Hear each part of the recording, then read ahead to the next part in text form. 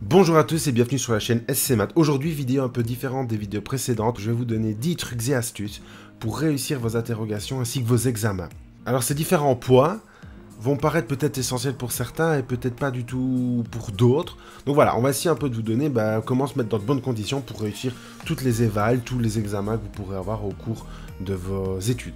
Alors la première mais la plus importante, c'est avoir une bonne hygiène de vie. Aller dormir tôt, manger correctement, faire du sport. Alors, la deuxième astuce, qui est pourtant normalement le rôle de chacun des élèves, c'est d'écouter en classe. Ça peut paraître vraiment bête de se dire ceci, mais il y a beaucoup d'élèves que je remarque qui n'écoutent pas toujours en classe, et donc l'apprentissage commence en classe au moment de l'énoncé de la matière, au moment où on vous donne les premières informations, vous allez déjà en retenir un grand nombre. Alors, si vous n'écoutez pas en classe, tout ce travail-là qui a été amorcé par le professeur, vous allez le perdre, et c'est vous-même qui allez chez vous devoir voir les différents éléments de matière. En plus, pour les personnes qui seraient auditives, qui retiennent facilement à l'oral, c'est déjà, vous allez encore mieux retenir. Alors, troisième point, qui est aussi essentiel que tout le monde devrait avoir, mais qui n'est pas toujours le cas, c'est avoir un cours complet, en ordre, mais surtout écrit par vous.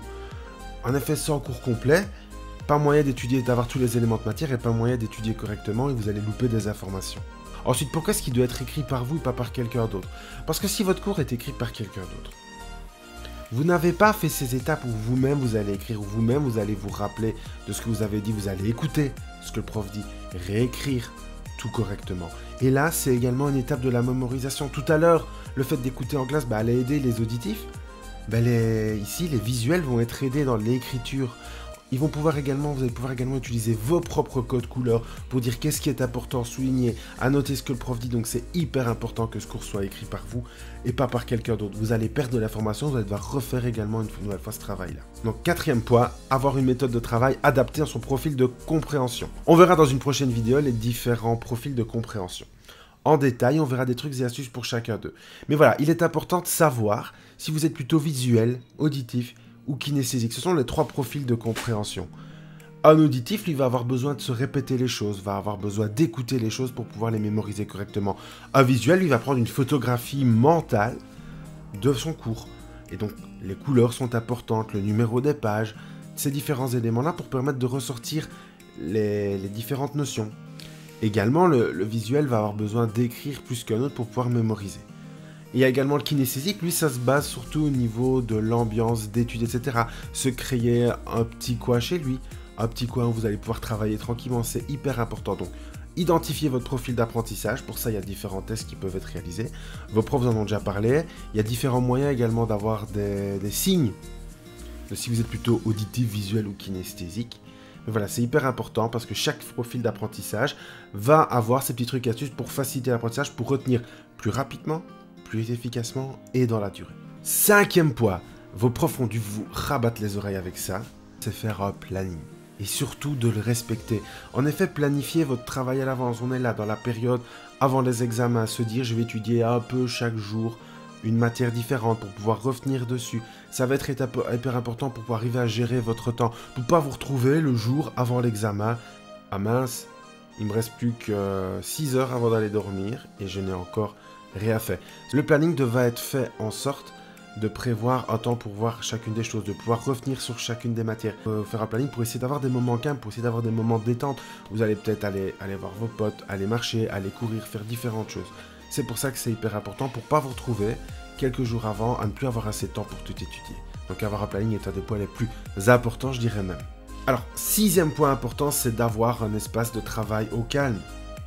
On ne travaille pas assis devant la télé ou couché dans le fauteuil avec le petit frère qui joue à la PlayStation à côté. Prévoyez un espace, un bureau, un endroit où vous allez pouvoir déposer vos affaires, écrire, mettre votre planning, voir les différentes choses. C'est hyper important d'avoir cet espace-là. Vous retiendrez mieux. Et les kinesthésiques, cette routine-là, d'avoir son ambiance de travail permettra de vous mettre dans des conditions d'études. On a un endroit pour travailler, un endroit pour s'amuser. Il ne faut pas que les deux soient mélangés. Septième point, très essentiel, c'est faire des pauses. Faire des pauses chronométrées. Pourquoi est-ce que c'est important de faire des pauses? Parce que dans un moment de travail, en un moment où on va avoir une certaine fatigue, c'est comme quand on conduit. Quand on conduit, qu'est-ce que nous conseille? C'est toutes les heures de faire des pauses, de sortir de la voiture, de s'aérer pour s'oxygéner, pour faire des pauses dans votre étude est hyper importante. Mais cette pause-là ne doit pas être trop longue, ne doit pas être trop physique. Voilà, elle doit vraiment être adaptée. Une petite pause d'un quart d'heure, aller s'aérer, respirer, ça c'est vraiment hyper important, s'oxygéner. Également se vider la tête, un peu décompresser. Et alors, il faut surtout que la pause ne soit pas trop longue et qu'une fois qu'elle est terminée, elle est terminée et on reprend le travail sur de bonnes bases. 8e point, il faut absolument que vous ayez un moyen de vous défouler, d'évacuer votre stress. Et un défouloir, que ça peut être du sport, ça peut être d'aller courir, ça peut être de lire un livre, d'écouter de la musique, videz-vous la tête. Respirez, détendez-vous, c'est hyper important. Il y a du bon stress, il y a du mauvais stress. Le bon stress, c'est celui qui va vous pousser à aller plus loin.